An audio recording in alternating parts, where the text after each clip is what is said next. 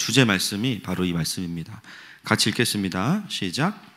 나를 사랑하는 자들이 나를 간절히 찾는 자가 나를 만날 것이니라. 아멘. 네, 저희는 이제 지난번까지 초대교회 개관을 같이 좀 했습니다. 그 초대교회의 침체와 또 부흥에 대해서 같이 좀 공부했는데요. 사도시대 이후에 초대교회는 크게 세 가지로 분류가 됩니다. 여러 가지 요인이 있지만 그 로마의 핍박 속에서도 계속 부흥이 있고요. 그리고 또 한 가지는 콘스탄틴으로 인해서 이제 국교가 된 다음에 교회가 좀 타락을 하게 되죠. 물론 그 속에서도 또 하나님의 나라가 확장이 되지만 또 여러 가지로 인해서 또 부유함 가운데 교회들이 많이 무너지고 또 진리들을 잃어버리게 됩니다. 그리고 세 번째는 뭐냐면요, 교회 안에 우리가 무엇을 믿는가에 대한 고민들이 계속 진행이 됩니다. 여러분, 예수님이 살아계실 동안에는 기록이 있었을까요? 없었을까요? 성경이 그때는 기록이 안 됐죠. 예수님의 말을 너무 순진하게 믿었습니다. 곧 오신다 그래가지고 잠깐 나갔다 올게 이렇게 생각한 거예요, 사람들이. 그래서 곧 오시겠지 하고 성경을 기록을 하지 않고 있다가 점점 그 증인들이, 제자들이 한 명씩 두 명씩 이제 주님의 부르심을 받아가면서 이게 우리가 좀 잘못 이해했구나 그러면서 많은 분들이 이제 그때서야 성경을 또 기록을 하게 되죠. 그래서 사실은 아주 강력한 그 예수님을 경험한 사람들이 쭉 있었음에도 불구하고 어떤 일이 벌어지냐면요, 우리가 경험했던 그 예수 그리스도에 대한 경험들이 정리가 되어 있지 않다 보니까 그 체험 신앙마저도 어느 순간에 점점 사라지는 일들이 벌어지게 됩니다. 그래서 이후에 이제 신약이 사복음서가 기록이 되는데요, 그러면서 자연스럽게 우리가 믿는 것이 무엇이냐, 다들 이제 은혜를 받았어요. 여러분 주일도 은혜 받으시죠? 할렐루야. 은혜 받으시고 물어봅니다. 예배 어땠냐고. 그러면은 은혜 받았다고. 그러면은 뭘 은혜를 받으셨냐고 하면 잠깐 생각하시다가 은혜 받았다고 그냥 그런 거 묻는 거 아니라고 그러면서, 그렇죠? 은혜 받았는데 막상 그 은혜가 뭔지 설명하려니까 되게 헷갈리는 거예요. 분명 은혜 받았거든요. 아멘이시죠? 은혜 받았는데 설명하려니까 또 이게 애매해. 약간 이런 시간들이 그 초대교회에 있었던 거죠. 그러면서 이제 삼위일체 교리가 굉장히 중요한 핵심으로 이제 진행이 됩니다. 왜냐하면 영지주의의 영향으로 인해서 예수님의 신성을 부인하는 아리우스파 같은 사람들이 등장해요. 아리우스파, 약간 조직폭력배 같은 느낌이 들지만 신학자입니다. 아리우스파. 예수님은 완전한 사람이었다, 신이 아니었다. 왜냐하면 신이 인간이 될 수 없다라는 영지주의의 영향 때문에 이제 그런 사람들이 나옵니다. 그러다가 이제 325년 니케아 공의회에서 좀 정리가 돼요. 여러분, 우리가 체험 신앙이 굉장히 중요합니다. 맞습니까? 굉장히 중요해요. 그런데 예수님을 경험한 사람들도요, 시간이 지나니까 그게 정리가 되어 있지 않으니까 이단에 빠지기도 하고 또 정확한 진리가 뭔지를 헷갈리기도 해요. 여러분, 체험 신앙이 중요한 만큼 뭐가 중요할까요? 말씀이 중요합니다. 할렐루야. 더 좀 정확히 말씀드리면 말씀과 신학과 교리가 굉장히 중요해요. 많은 분들이 신학은 목회자들만 하는 것이라고 생각하지만 이미 여러분들 안에도 다 신학이 있으세요. 맞죠? 그래서 여러분 이렇게 이단이 뭐 말을 걸면 바로 아닌데 하고 딱 생각이 나는 이유가 뭐냐면 이미 여러분들 안에 건강한 신학이 있기 때문이에요. 이미 말씀을 통해서 하나님은 이런 분이시구나, 삼위일체는 이런 것이구나, 성경은 이런 내용이구나, 이미 어느 정도 체계가 세워져 있으시기 때문에 이미 다 신학이 있으신 겁니다. 많은 분들이 마치 신학과 이 체험을 반대되는 것으로 이해를 해요. 신학 그러면 뭔가 신학교에서 교수님들이 굉장히 졸리게, 물론 이제 신학교 가면은 졸려요. 졸립니다. 가끔은 저분이 알고 말씀하시나 막 이런 생각이 들 때도 있어요.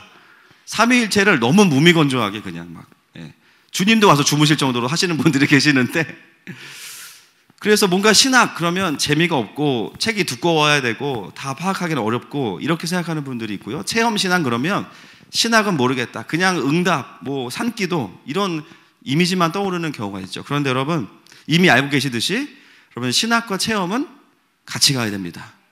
맞습니까?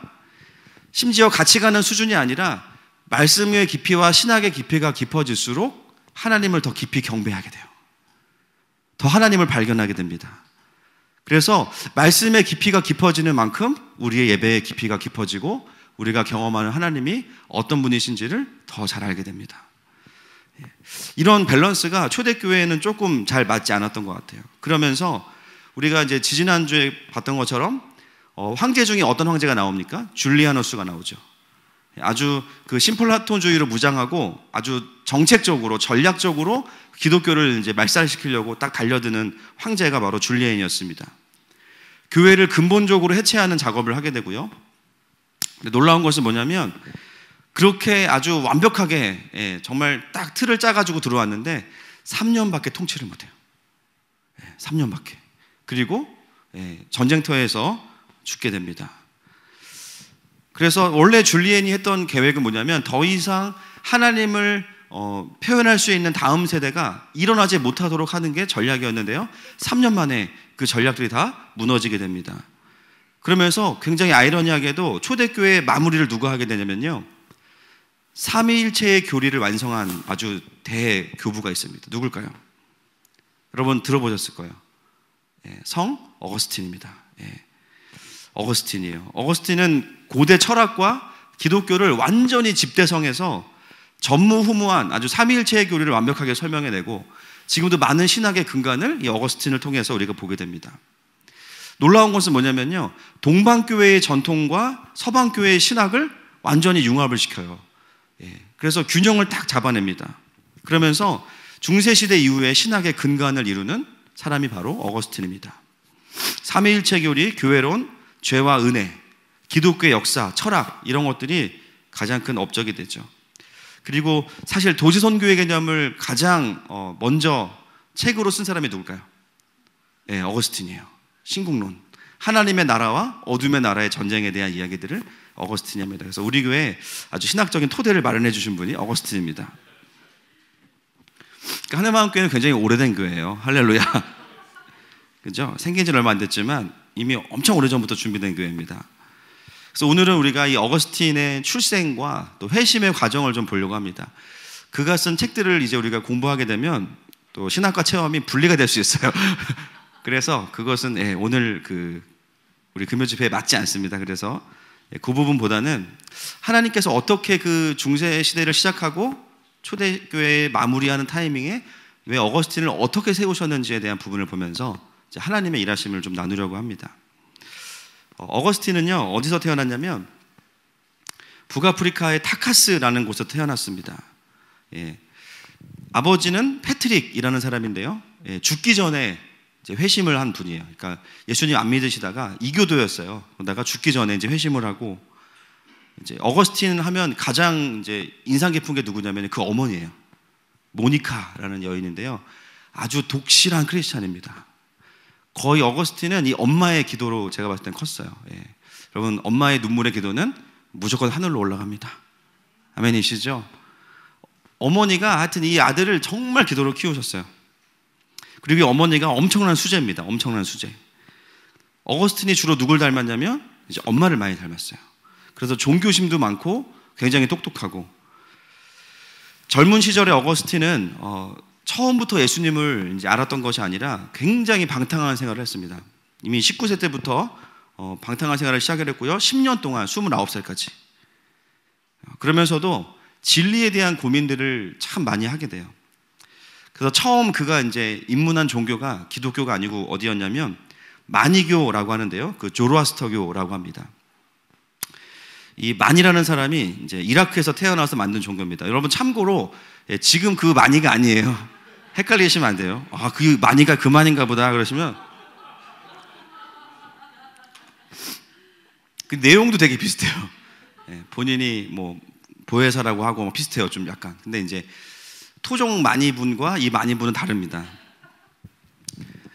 이 4세기경에 일어난 이교도인데 본인이 아담과 노아, 아브라함과 부처, 예수의 뒤를 잇는 최후의 예언자다라고 하면서 자신이 받은 계시를 사람들에게 전했던 사람이 바로 이 마니교의 교주 마니였습니다. 이 종교도요, 철저하게 영지주의에 근거하고 있고, 영지주의에 근거한 그 종교들, 이단들의 특징은 뭐냐면 금욕주의가 굉장히 강해요. 몸은 이제 악한 거니까 몸의 피로를 들어주면 안 된다. 그래서 금식, 고행, 뭐 끊임없는 그런 것들을 합니다. 이분입니다. 이분. 얼굴 표정이 잘 안 보이시겠지만 그때 당시에 이제 어거스틴의 고민은 뭐였냐면 왜 신이 존재하는데 악이 존재하는가? 왜 전쟁은 계속 일어나는가? 왜 고통의 문제는 계속 발생하는가? 왜 선이 악을 지배하지 못하는가? 이것에 대한 근본적인 고민을 어렸을 때부터 시작을 했는데요. 가장 먼저 그에게 어떤 심플하게 이론을 딱 가르쳐준 종교가 바로 이 마니교였어요. 마니교의 교리는요, 그렇게 어렵지 않습니다. 선과 악이 대립하고 존재한다라는 거예요. 선과 악이 존재하는데 중요한 것은 뭐냐면 일방적으로 선이 이기는 것이 아니라 엎치락 뒤치락 한다는 거예요. 진리는 언제 발생하느냐? 그 선과 악이 싸우는 중간에 진리가 발생한다라고 해요. 어거스틴에게 이것은 매우 설득력이 있었습니다. 그래서 마니교에 엄청 열심을 내요. 한번 어거스틴도 한번 뭐가 딱 꽂히면 거기에 막 깊이 들어가는 스타일이에요. 근데 중요한 건 뭐냐면요, 아무리 옳아 보여도 결국 어떻습니까? 진리만이 우리를 자유케 합니다. 아무리 옳아 보여도 공부하다 보면요, 본능적으로 그게 날 채울 수 없다는 걸 깨달아요. 그래서 어거스틴이 10년 정도 공부하다가 어느 순간 선과 악이 이게 이원론적인 게 아니라는 것을 깨닫게 되는데요. 그 계기가 뭐냐면 천문학을 공부하기 시작합니다. 그러니까 어거스틴이 굉장히 다양한 걸 공부해요. 천문학을 공부하기 시작하는데 왜 거기서 마니교를 뛰쳐나오게 됐냐면 자연의 섭리를 관찰하다 보니까 어떤 규칙과 법칙들을 보면서 신에 의해서 창조된 세계가 악한 것만은 아니겠구나라는 생각을 하게 돼요. 발상의 전환을 천문학을 통해서 하게 됩니다. 이게 나중에 이제 계몽주의 때 이신론이라 그래서 디즘, 아주 심플하게 말하면 뭐냐면요, 신이 세상을 창조했지만 더 이상 관여하지 않고 자연 법칙에 맡겨두었다. 이단입니다, 이단. 르네상스를 이어서 계몽주의의 신학 중에 이제 이런 것이 나옵니다. 그러면서 거기서 이제 과학과 철학들이 이제 쭉 나오게 되는데 그때 그 가치관들이 벌써 이 천문학을 하던 분들 안에 있었던 거죠. 당연히 이건 성경적이지 않습니다. 하나님은 창조주이시지만 우리와 함께 하시는 분이시죠. 맞습니까? 하나님 임마누엘의 하나님이세요. 놀라운 건 뭐냐면요, 많은 사람들이 천문학을 공부하면서 하나님을 떠나요. 그냥 하나님은 예를 들면 그 이신론이라는 것이 자체가요, 하나님을 인정하는 것 같지만 결국엔 하나님을 인정하지 않아요. 왜냐하면 창조만 하셨고 자연 법칙에 모든 걸 맡기셨기 때문에 관여하지 않으시거든요. 그러니까 하나님이 있다고 해도 결국 이 세상을 살아가는 건 누구 힘으로 살아야 됩니까? 내 힘으로 살아야 되는 거예요. 그러니까 그것은 사실 종교라고 볼 수가 없는 거예요. 창조 때만 하나님이 관여하셨기 때문에. 많은 사람들이 사실은 그 천문학의 법칙을 보면서 그런 식으로 반응을 합니다. 하나님이 천지를 창조하셨을 수는 있지만 그러나 우리의 삶에 관여하진 않으신다. 그냥 전적으로 막혀놓고 관심이 없으시다. 근데 신기한 건 뭐냐면 어거스틴은요, 그렇게 반응하지 않는 거예요. 같이 읽겠습니다. 시작. 창세로부터 그의 보이지 아니하는 것들 곧 그의 영원하신 능력과 신성이 그가 만드신 만물에 분명히 보여 알려졌나니 그러므로 그들이 핑계하지 못할지니라. 아멘. 똑같은 현상을 보고도 하나님을 인정하지 않으면요, 어떻게 됩니까? 하나님을 부정하거나 하나님을 왜곡하게 돼요. 이신론이란 것이 그런 것입니다. 자연 법칙이 발견되어질 때 거기서 하나님의 창조와 하나님의 그 간섭하심을 봐야 되는데요, 그걸 인정하지 않으면 그냥 하나님과 내가 거리가 멀어지게 되는 거예요. 근데 놀라운 것은 뭐냐면 어거스틴은 거기서 하나님의 손길과 섭리를 발견한 것이죠. 여러분, 우리도 사실 마찬가지죠. 하나님이 계신다고 다 믿어요. 맞습니까, 여러분? 다 믿어요. 그런데요, 삶의 어떤 영역에서는 갑자기 하나님이 사라지는 영역들이 계세요. 분명히 하나님 살아계신 거 내가 알고 하나님 주인이라고 인정하는데 내 삶의 어떤 영역에서는 갑자기 하나님이 안 계셔. 사실은 정확히 말하면 안 계신 게 아니라 내가 하나님을 인정하지 않아요.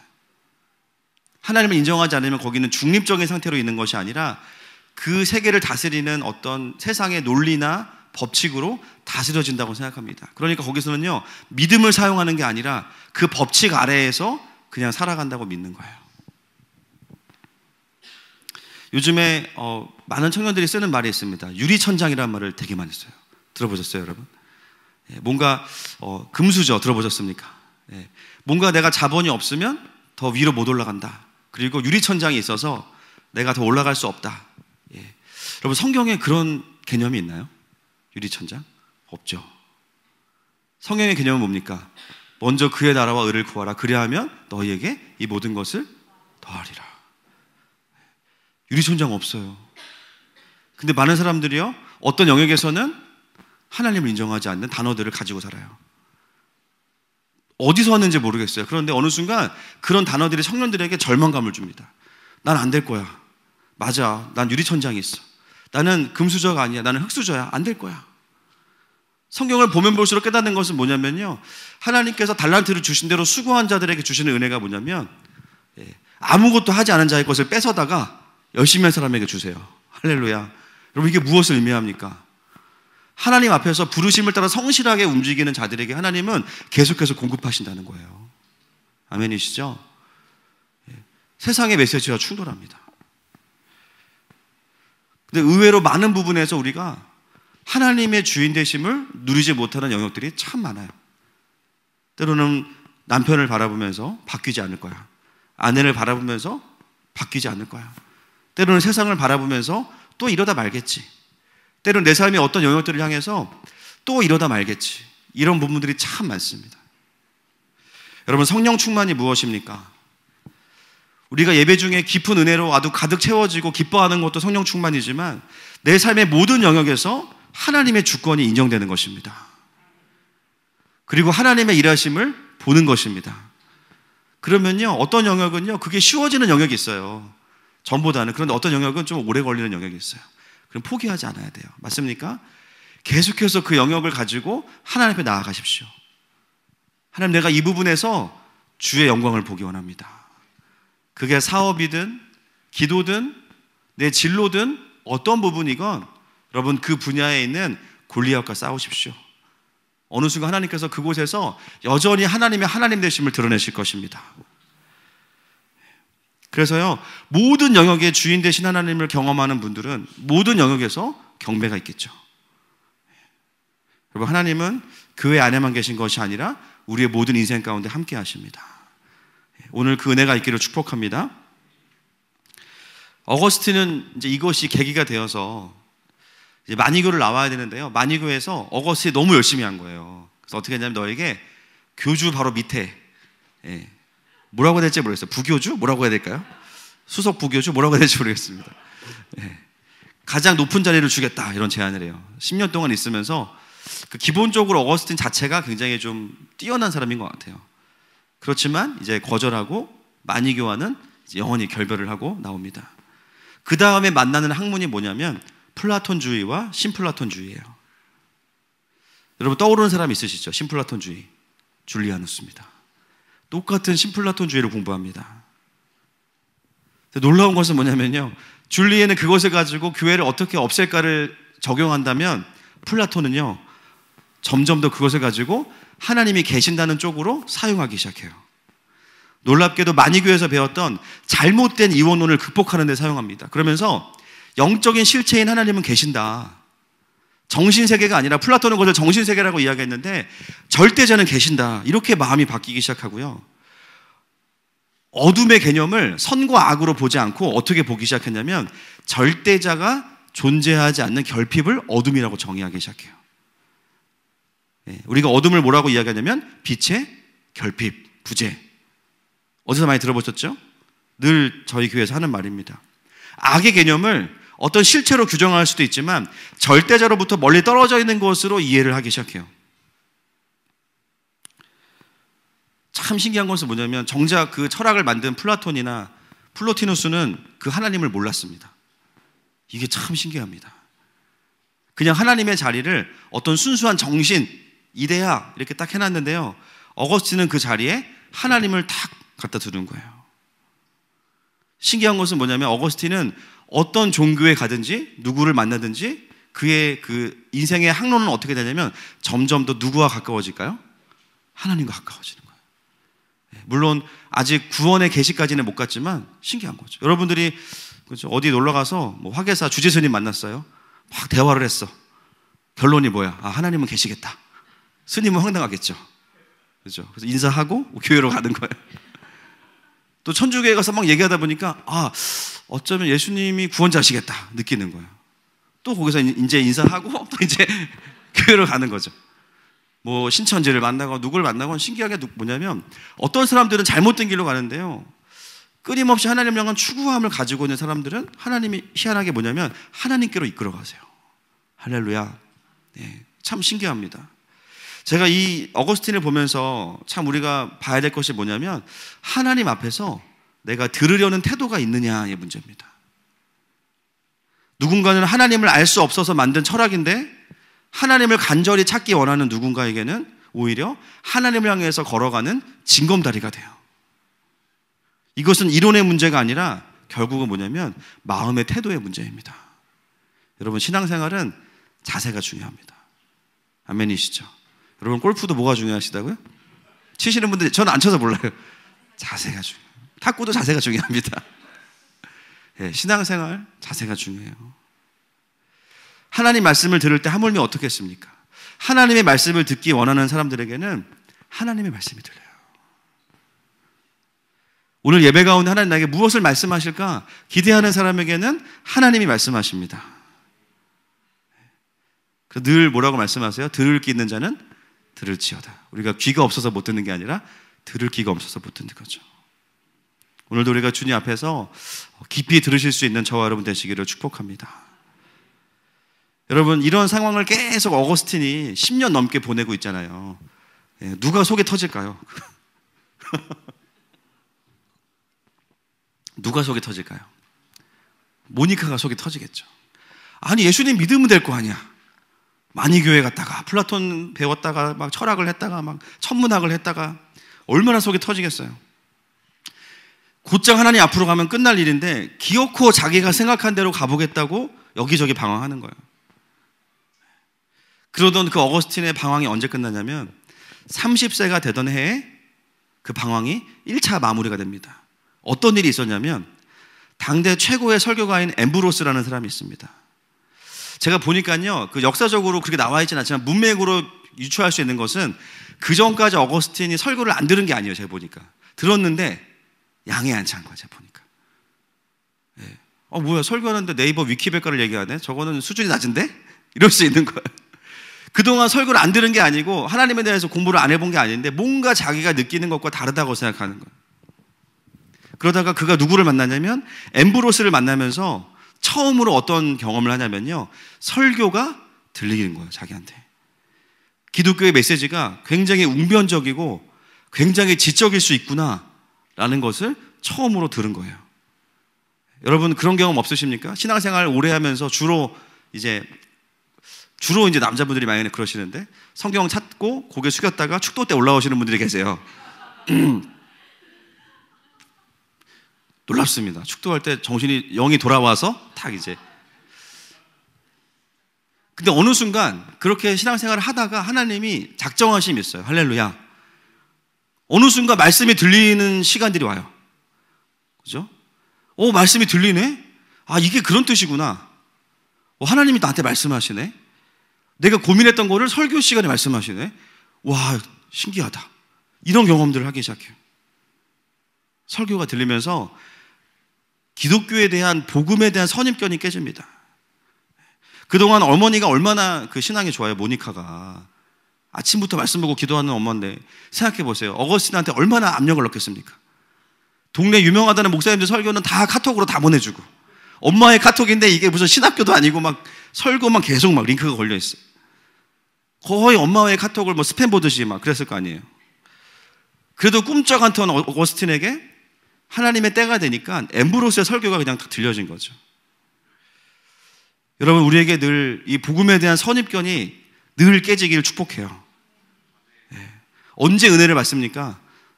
날마다 선입견이 깨질 때 은혜를 받아요. 왜냐하면 선입견이 깨지면서 기대감과 믿음이 올라오기 때문이에요. 믿음이 회복된 자들에게는 하나님 반드시 은혜를 주십니다. 반드시 은혜를 주십니다. 주님은요, 주려고 늘 기다리고 계시기 때문에 믿음으로 취하는 자들에게 늘 은혜를 주세요.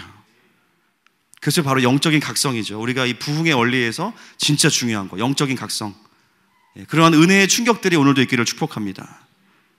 그 설교를 딱 듣고 어거스틴에게 이제는 진리의 방황이 끝나요. 이제는 다른 종교는 아니에요. 일단은 그래, 기독교. 내가 이것으로 이제 정리하겠다. 그리고 나서 이제 기독교로 개종을 하게 되고, 문제는 뭐냐면 예배를 드리고 말씀을 읽어가면서도 끊어지지 않는 자신의 죄성으로 인해서 굉장히 고통스러워합니다. 그리고 몇 년이 더 지나요. 2년이 더 지나서 386년 8월에 어떤 일이 일어나냐면 어거스틴의 인생에서 말씀을 완전히 존재가 관통하는 경험을 하게 됩니다. 도저히 자신의 힘으로는 자신의 죄성을 이길 수 없어서 낙심하고 딱 주저앉아 있을 때 어떤 일이 벌어지냐면요, 옆집에 어떤 아이가 노래 부르는 목소리가 들려요. 근데 그 단어가 뭐였냐면, 들어보셨을 거예요. 톨레레게. 톨레레게 무슨 뜻일까요? 뭐 레게 음악 이런 거 아닙니다. 톨레레게. 들고 읽어라 라는 거예요. 들고 읽어라. 말씀을 들고 읽어라. 처음에는 동요인 줄 알았어요. 동요. 애들이 부르는 노래인가 보다. 그런데 그게 어느 순간 마음에 울림이 되면서, 아, 나에게 말씀을 다시 보라고 말씀하시는구나. 그리고 돌아가서 처음 찾아서 읽은 말씀이 뭐였냐면 로마서 13장 13절입니다. 같이 읽겠습니다. 시작. 낮에와 같이 단정히 행하고 방탕하거나 술 취하지 말며 음란하거나 호색하지 말며 다투거나 시기하지 말고. 이 말씀을 그냥 읽었어요. 근데 어떤 일이 벌어졌냐면 말씀 자체가 어거스틴에게 능력으로 다가오기 시작했어요. 본인이 본능적으로 직감하는 게 뭐냐면, 아, 뇌 죄성이 끊어졌구나. 말씀의 빛이 자신의 마음에 비추는 것을 경험하게 돼요. 뭐라고 이야기하냐면 어거스틴이, 나는 이후로 더 읽을 필요가 없었다. 왜냐하면 눈 깜짝할 사이에 내가 그 성경 구절을 다 읽자 나의 심령에 충만한 확신의 빛 같은 무언가가 넘쳐 흘러들어왔고 모든 의심의 어두운 그림자가 사라졌다. 단지 말씀을 머리로 읽은 것이 아니라 그의 영이 말씀을 붙잡은 거죠. 여기서 이제 제대로 된 회심을 경험합니다. 전에는 그냥 여기가 진리가 있겠다라는 어떤 마음이 있었는데요, 이 말씀을 경험하면서부터 정말 진리를 깊이 경험하게 돼요. 존재가 바뀌는 경험을 하게 됩니다. 여러분 신앙생활 하다 보시면 이런 경험 하시죠? 할렐루야. 한 번에 되는 게 아니라 어느 순간 훅, 또 어느 순간 훅. 예배 시간 늘 깨어있으면 좋지만 안 그러실 때도 있잖아요. 그렇죠? 그런데 어느 순간 잠깐 깼는데 그때 말씀이 들어와. 또 훅 깊어지고. 인생에 보면 쭉 올라가는 게 아니라 깊어졌다가 또 정체되는 것 같다가 갑자기 훅 또 깊어질 때가 있어요. 점점 더 그 경험을 하게 됩니다. 마가복음 8장 말씀 같이 읽어보겠습니다. 시작. 벳세다의 이름에 사람들이 맹인 한 사람을 데리고 예수께 나와 손 대시기를 구하거늘 예수께서 맹인의 손을 붙잡으시고 마을 밖으로 데리고 나가사 눈에 침을 뱉으시며 그에게 안수하시고 무엇이 보이느냐 물으시니 쳐다보며 이르되 사람들이 보이나이다. 나무 같은 것들이 걸어가는 것을 보나이다 하거늘 이에 그 눈에 다시 안수하시매 그가 주목하여 보더니 나아서 모든 것을 밝히 보는지라. 아멘. 여러분 마가복음에도요, 예수님이 한 번에 눈을 고쳐주실 수 있으실까요? 없으실까요? 당연히 있으시죠. 근데 어떤 사람은 2단계에 걸쳐서 보여주시는 분도 있어요. 0.5, 1.5 딱 이렇게 되는 거예요. 신기하지 않습니까? 이유는 몰라요. 그런데 여기서 보게 되는 것은 처음에 보던 것보다 한 번 더 은혜를 받으니까 더 분명하게 보게 돼요. 여러분 영적인 성장은 이런 것입니다. 물론 처음 회심을 경험하고 눈이 밝아져요. 맞죠 여러분? 세상을 보는 눈이 달라져요. 그런데요, 한 번 더 깊어지고 두 번 더 깊어질 때는요, 조금 더 그 영역들이 확장돼요. 전에는 나의 삶에 이 정도 영역을 봤다면 더 많은 부분에서 내가 하나님의 일하심을 보게 되고 하나님의 살아계심을 보게 됩니다. 예수님을 믿는 순간 우리는 모든 세상의 이치와 원리를 하나님의 원리로 한 번에 다 이해하지 못해요. 방향은 전환됩니다. 그런데 시간이 지날수록 점점 더 하나님 나라의 관점으로 세상을 보게 됩니다. 그래서 영적으로 깊어지는 거예요. 여러분 이미 그 과정 가운데 계신 줄 믿습니다. 근데 그게 어떻게 가능하냐면 말씀의 능력을 경험할 때 한 번씩 깊어져요. 지식이 늘어난다기보다는요, 존재가 말씀으로 인해서 변화를 경험해요. 그리고 어둠이 사라지고 죄를 이기는 경험을 하게 됩니다. 사도행전 6장 7절 말씀 같이 읽겠습니다. 시작.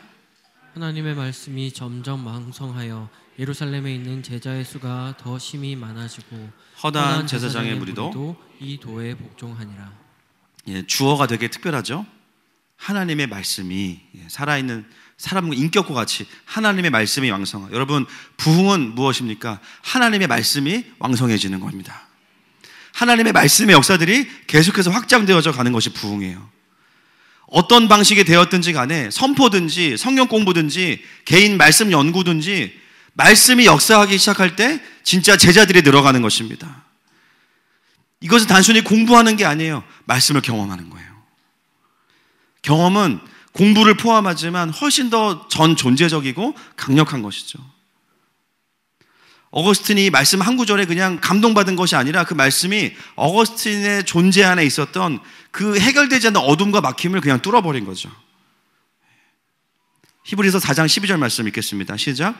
하나님의 말씀은 살아있고 활력이 있어 좌우에 날선 어떤 검보다도 예리하여 혼과 영과 및 관절과 골수를 찔러 쪼개기까지 하며 또 마음의 생각과 뜻을 판단하나니. 아멘. 여러분, 우리에게 말씀의 능력으로 인한 돌파가 오늘도 있기를 선포합니다. 그러면 한번 예배드리고 나면 점프하는 거예요. 여러분 지금 엄청 많이 점프하셨어요. 떨어지게 너무 높이 올라가서 돌아가실 수가 없어요. 우리의 길은 뭡니까? 계속 올라가야 됩니다. 할렐루야. 어거스틴이 이 말씀을 읽는 순간 자기 안에 뭐가 왔냐면요, 풀어지면서 자유함이 온 거예요. 평생을 괴로워하던 부분에서 강력한 돌파를 경험합니다. 그 길로 어거스틴이 어디로 갈까요? 누구한테 갈까요? 엄마한테 갑니다. 엄마, 나 은혜 받은 것 같아 라고 상상합니다, 제가. 그러면서 그동안 엄마가 보냈던 설교들 그냥 다 듣고 이제 얼마나 그 모니카가 기뻤을까, 그죠? 어거스틴의 간증을 들으면서 내가 누리는 그 하나님을 너도 이제 누리는구나. 난 이제 죽어도 여한이 없다 라고 상상해 봤습니다.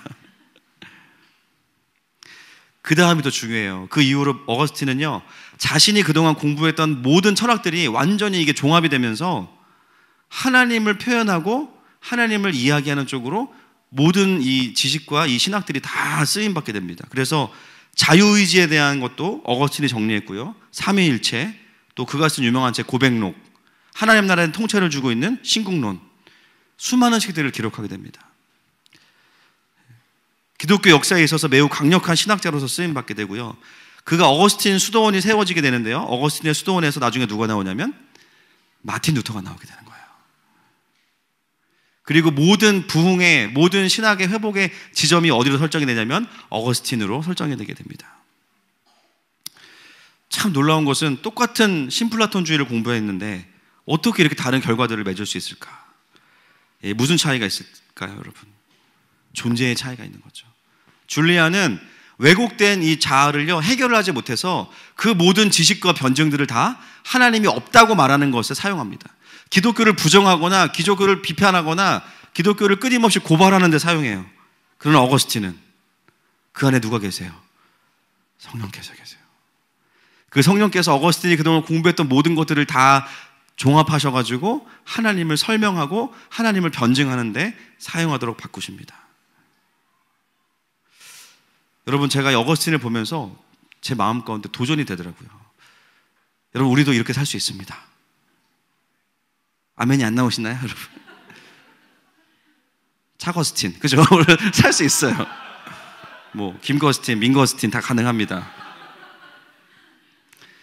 왠지 제가 설명드릴게요. 일단 제가 확신하는 건 뭐냐면 어거스틴보다 우리가 지식의 양은 무조건 훨씬 높아요. 왜냐면 우리에게 네이버가 있어요. 구글이 있습니다. 어거스틴이 우리를 따라올 수가 없어요. 그가 읽은 책의 수준과 우리가 알고 있는 지식은 이미 차이가 나고요, 우리는 뿐만 아니라 그 이후에 나온 수많은 신학자들의 신학과 철학들을 다 활용할 수 있어요. 성경 프로그램도 있죠. 이미 우리가 어거스틴보다 훨씬 높은 위치에 있어요. 중요한 건 뭘까요? 이제 우리 안에 성령님께서 그 수많은 지식과 정보들을 활용하시도록 해야 됩니다. 아멘이십니까? 이미 시대적으로요, 지식의 싸움은 끝났습니다. 4차 산업혁명이 일어나면서 정말 기능이나 지식에 대한 부분들은요, 굉장히 빨리 이제는 서칭이 돼요. 어떤 가정에 신방을 갔는데요, 되게 신기한 걸 봤습니다. 알고 보니까 이제 오래전부터 이 광고가 나왔지만, 갔는데 갑자기 거기 그 세 가족이었는데 자매분이 짱구야 찬양 틀어줘 그러는 거예요. 그래서 아니 결혼한 지 얼마 안 된 애가 있구나 봤는데 애가 없어요. 근데 알고 보니까 그 인공지능 컴퓨터 있잖아요. 걔가 이름을 짱구로 설정을 해놓은 거예요. 그 짱구가 찬양을 틀어주는 거예요. 야곱의 축복. 너는 하나님의 사람. 짱구야 시끄러워. 조용히 해줘. 아름다운 하나님의. 예배 드릴 거야 조용해. 딱 끊어. 그리고 이게 세팅을 잘 해놓으면 보일러도 켜주고, 그죠? 그리고 뭐 전기도 꺼주고 알람도 해주고 다 해주는 거예요. 참 신기하더라고요. 야, 이미 이 세상 자체가 정말 어떤 부분은 이제는 기능적인 거나 지식적인 것은 굳이 우리가 애쓰지 않아도 되는 거예요. 컴퓨터에게 어거스틴 논문 찾아줘. 200편 쫙 나오는 거 아니겠어요? 핵심만 요약해봐. 한 글자로 말해봐. 다 되는 거예요. 우리가 그런 차원에서 보면요, 진짜 중요한 게 뭐냐면 이제는 지식이 얼마나 많은가의 문제가 아니라 얼마나 그것들을 가지고 성령님이 내 안에서 하나님 나라의 가치를 추구할 수 있는가. 그것을 가진 사람들은 이미 어거스틴을 초월한 사람이라고 믿습니다.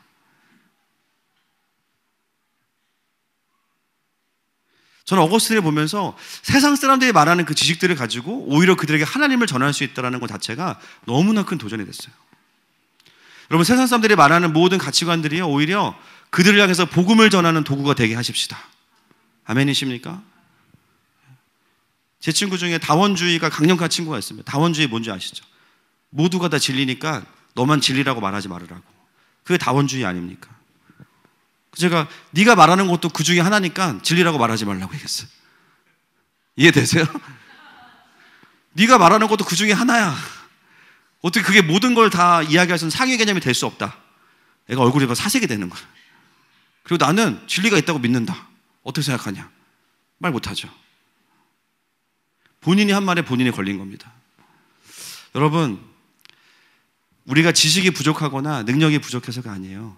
성령께서 우리를 붙잡으시면 얼마든지 우리가 하나님을 전할 수 있습니다. 아멘이십니까? 어거스틴에게 그런 기름 부으심이 있었던 거예요.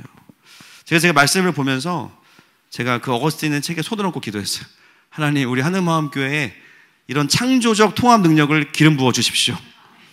우리 아이들이요, 공부를 하면 파편적인 지식이 아니라 그게 통합이 돼서, 할렐루야, 오히려 하나님을 표현할 수 있는 기름 부으심을 주십시오.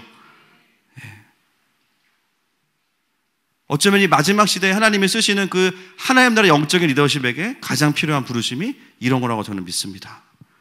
아멘이시죠? 그래서 어거스틴을 통해서 정말 귀한 신학적인 체계들이 계속 세워져 가는 것들을 경험하게 됩니다. 우리가 이 시간에 같이 좀 여기까지만 하고 좀 기도하는 시간 갖도록 하겠습니다.